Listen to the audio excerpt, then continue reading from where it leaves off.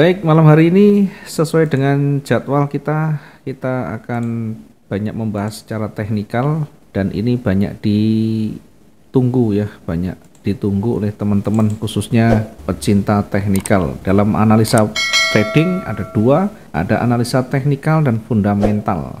Jadi kalau kita menganalisa tidak cukup sebenarnya kita hanya menggunakan teknikal saja tanpa kita memahami secara fundamental. Kita akan ketinggalan dan kita bisa nanti terjebak dalam pergerakan-pergerakan yang secara umum dia masih akan rally, tetapi dari sisi teknikal mungkin hanya datar saja. Apa perbedaan mendasar dari dua analisa ini ya? Teknikal menitik beratkan pada sisi grafik ya, ini lebih ke grafiknya. Fundamental ini lebih ke sesi berita yang mempengaruhi kondisi pergerakan mata uang, kondisi pergerakan ekonomi dunia. Kenapa ini sangat berpengaruh? Diingat di dalam perputaran bisnis besar atau dalam perputaran pasar uang, pasar saham dan sebagainya, itu ada kekuatan besar yang menjadi penentu harga di sana. Ada kekuatan besar. Ya, seperti halnya di dalam dunia perdagangan selalu ada pemain besar di sana. Apakah Indonesia bagian dari pemain besar? Bukan. Jadi pemain besar itu didominasi rata-rata oleh korporat atau bank di Eropa, Amerika.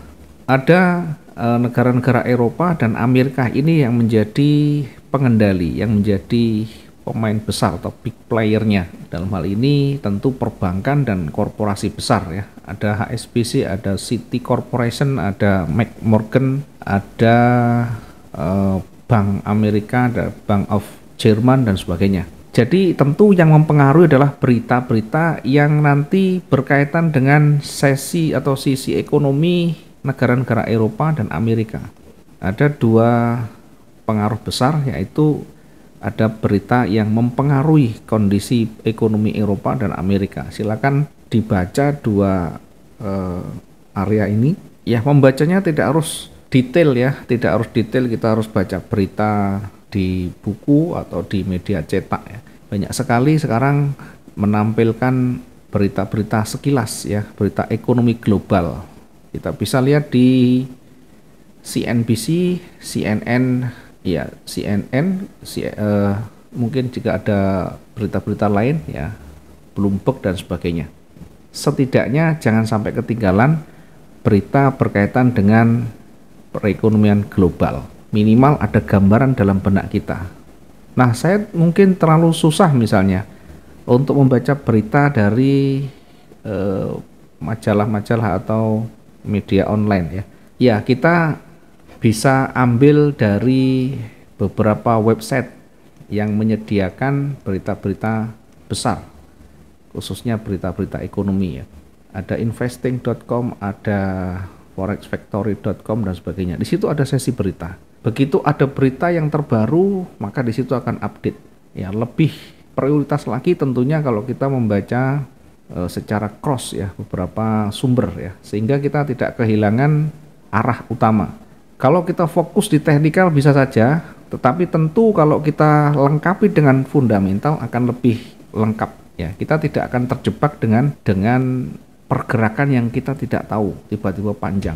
Perlu diketahui bahwa di dalam pergerakan yang ada di chart itu ya, pergerakan yang ada di chart ini tidak serta-merta dia langsung melesat panjang begini, kecuali ada berita yang berdampak besar. Dan berita itu setiap hari menjadi konsumsi kita.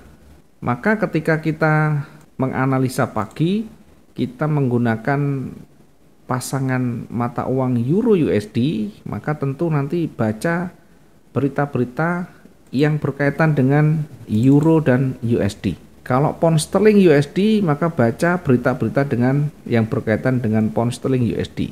Kalau emas bagaimana? Emas itu pengaruhnya nanti di US dollar. Sehingga baca berita yang berkaitan dengan ekonomi Amerika. Pasti nanti akan berpengaruh. Apa saja itu? Ada inflasi. Yang paling besar itu ada inflasi. Ada suku bunga. Ada pengangguran, data tenaga kerja. Ya, ada banyak sekali. Ya, sekitar 10 item yang utama di dalam buku soft copy yang kita sering bagikan ke teman-teman itu ada semuanya sebenarnya. Kalau kita baca jeli ada semuanya. Ini yang mempengaruhi pergerakan emas dan US dollar nantinya. Kalau kita menggunakan pair US dollar dan XAU. Kalau kita menggunakan pound sterling US dollar misalkan, maka nanti kita akan baca berita yang berkaitan atau mempengaruhi mata uang pound sterling dan mata uang US dollar. Nah, ada banyak sekali, tinggal kita setting saja di kalender ekonomi. Di sana sudah tinggal pilih, di filter dulu. Kita bisa mencontohkan, misalnya saya contohkan di kita gunakan, misalnya saya menggunakan daily FX ya misalnya. Teman-teman boleh pakai forexfactory.com, boleh pakai investing.com dan sebagainya. Nah, saya sebagai contoh saja biar teman-teman juga nanti bisa memilih mana kira-kira yang pas ya. Saya contohkan, misalkan saya menggunakan dailyfx.com. Kemudian kita pilih, kita cari namanya kalender ekonomi ya, kalender ekonomi atau economic calendar. Klik saja di sana. Kemudian jangan lupa untuk kita setting ya. Settingnya dari sisi sebelah kiri itu ada time zone, jangan sampai keliru ya. Karena kalau nanti tidak disetting maka fatal akibatnya. Kita tidak tahu jadwalnya, yang kita lihat jam setengah 8 malam ternyata setengah 6 misalnya ya, nanti kita ketinggalan berita. Nah, caranya di time zone itu kita bisa klik saja segitiganya, kemudian kita bisa pilih negara yang menjadi pengaruh ya. Kalau kita menggunakan XAU USD misalnya, maka berpengaruh terhadap Amerika, maka cari Amerika. Atau auto detect kalau di sistem kita sudah kita setting GMT plus 7. Kita menggunakan GMT waktu ya, bukan pakai Amerika, tapi GMT plus 7 atau Bangkok, Hanoi, Jakarta. Di luar Bangkok, Hanoi, Jakarta, misalkan Bangkok, Hanoi, Jakarta itu menjadi standar waktu Indonesia Barat, maka untuk wilayah-wilayah timur Indonesia misalnya silakan disesuaikan ya, ditambah jamnya atau dikurangi. Pastikan time zone-nya sudah tepat ya, GMT plus 7 ini. Kemudian country-nya itu kita pilih ya, negara yang menjadi pengaruh atau yang menjadi pair yang kita gunakan, instrumen yang kita gunakan XAU USD, maka pilih United States, Kanada, Meksiko, Brasil, Kolombia di nonaktifkan semua ya. Jadi kita fokus ke US atau United States saja. Oke, kalau sudah maka akan otomatis tersetting nantinya ya. Kemudian giliran dampaknya atau importance di sini kita cari yang high impact dan medium impact ya, yang low-nya dinonaktifkan saja. High impact itu berarti dampaknya cukup besar terhadap pergerakan nantinya ya. Di dalam chart candlestick nanti akan bergerak yang signifikan.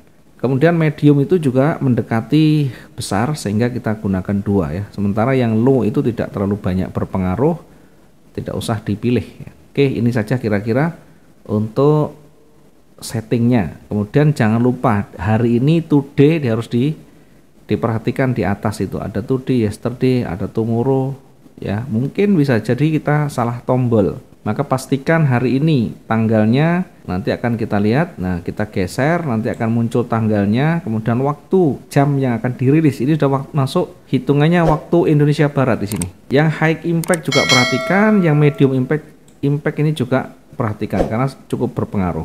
Yang penting kita tahu ya jam-jamnya. Kalau kita tidak punya skill, tidak punya pengalaman memanfaatkan news yang ada, maka hindari entry di jam-jam news ya, jam-jam berita ini. Lebih baik tunggu hingga news ini selesai, kemudian terbentuk candle yang baru kita entry, atau baru kita nanti perhatikan apakah ada pengaruh, apakah ada dampak yang signifikan terhadap historinya, terhadap pergerakan yang ada. Nanti baru kita memutuskan kapan, di mana kita entry-nya.